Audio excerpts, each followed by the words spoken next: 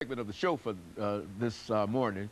And of course, we've been joined by Miss Kathy Buckner. Miss Buckner is a former member of the Matthew 25 homeless organization, and she is also a member of the homeless project that Mr. Daniels and Miss Greenlee are a part of. And of course, Miss Buckner, let me welcome you to the show this morning. Thank you.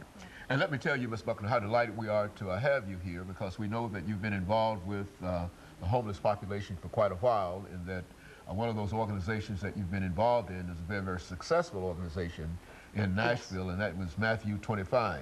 Right, I worked there. Let's talk about that, and then leading up to your new activity involved in the homeless project that we talked about earlier. Okay, and it's the Nashville Homeless Power Project is the name of that organization. Very good. Yes. I worked at Matthew 25 for 12 years as a program director. And it was a successful program that actually helped. I worked with homeless vets to get them off the street. There are at least 500 homeless veterans on the street in any one night here in Nashville. There's already homeless individuals coming back from this war homeless. Before I left there and started working with the Nashville Homeless Power Project, there were already 2 that came in December.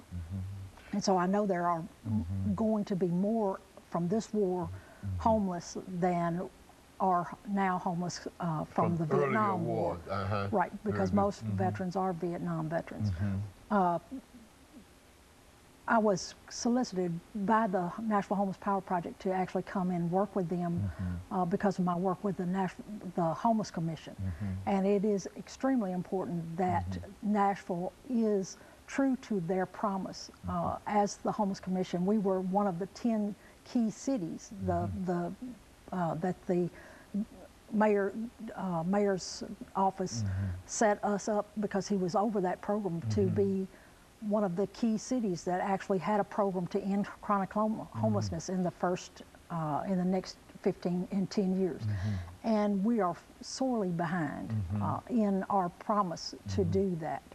And that's one of the things I'm working on with the Nashville Homeless Power Project, is to do what we call the Housing Options Program, which will also work towards getting some housing that will be run by formerly homeless and formerly homeless people to serve homeless and formerly homeless people, because we know best what the problems are and know how to deal with the population and want to be able to do that. But the city also needs to make good on their promise, because there is a need for a service center downtown or somewhere else where people can get in out of the elements, that they can use a restroom, that they can get something to eat without having to do panhandling. And it is our responsibility as a community to not have people sleeping in places where, under the bridges, where humans are not supposed to be sleeping. You know, as a matter of fact, you know, it simply occurs to me that you've had an opportunity to be involved in this for a long time, and do you see any real progress that we've made in Nashville over the last many years dealing with this as an issue? That is, more housing, more shelter for the disadvantaged individuals, those individuals who might fall into the homeless category? Unfortunately, we have with our Hope 6 programs or whatever, torn down public housing and put back housing that is better, because we do recognize that public housing clusters do not work. But the people who are moving into those units are not the people who moved out of them. And so there's not enough housing that is based on somebody's income, that is for people who are waiting on disability that don't have an income. I mean, this country, I mean, this city, this state actually takes... This country, yes ma'am, this country. We are the slowest, we're number 50th on the fact that it takes at least 18 months for when somebody has a heart attack or a stroke or something that physically happens to them before they could get disability. And why does somebody have to become homeless, lose everything they had, worked for, had, in order to be able to get what they worked for? And that's how it happens a lot of the time in this country.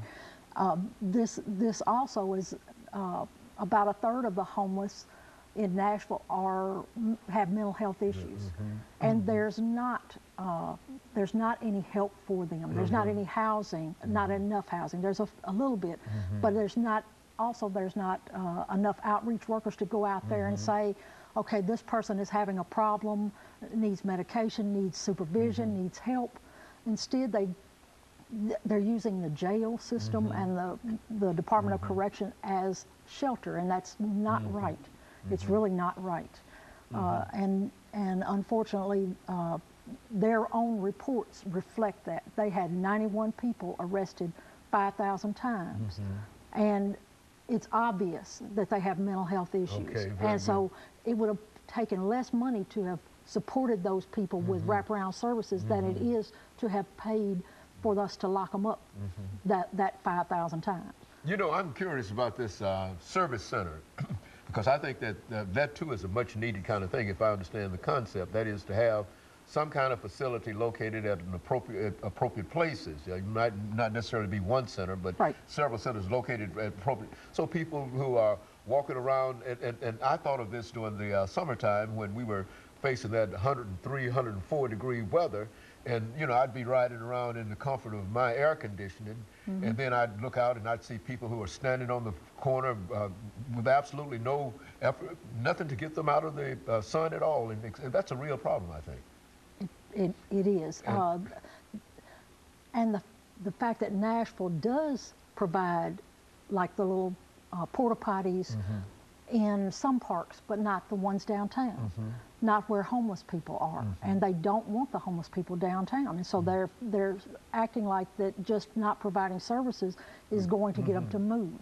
And you know, we as a community should be providing a quality of life and safety and living for all of our citizens. That means the ones that are homeless as well as those that are moving to the downtown area.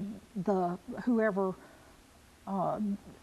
decided that it was okay for them to just demolish the park downtown, that without a public hearing or without any kind of Would they eliminated one of the parks downtown that they tore it down because homeless people were resting there in the daytime.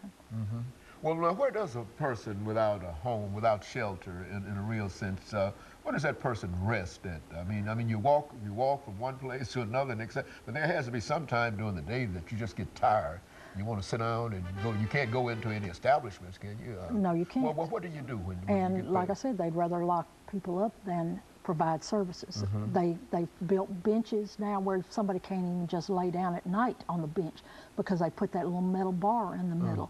The little plant stands that are downtown, there's no places just for somebody to sit if they're needing to rest. They've got little spikes on them.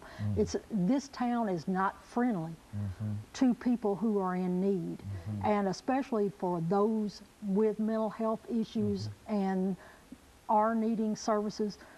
They're just acting like they should just go away, and it's not. It is our responsibility to provide for people who cannot provide for themselves. Well, this, in a real sense, Ms. Buckner, over the last minute and a half we have here, let me have you respond to this. That in a real sense, this is more than just a homeless issue. This is really a human issue. It's an issue indicating the care that the people have. The government has in reference to its people.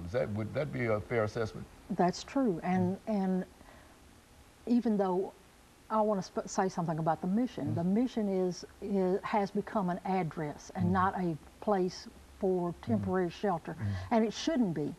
You know, they're not doing their job if they're not moving people off the streets, and it's not happening. The mission and both the men and the women's mission is full at night, and it shouldn't be. It shouldn't be, not if we are doing what you're supposed to do. Right. Okay, and Ms. Buckner, let me thank you over the last half minute that we have here.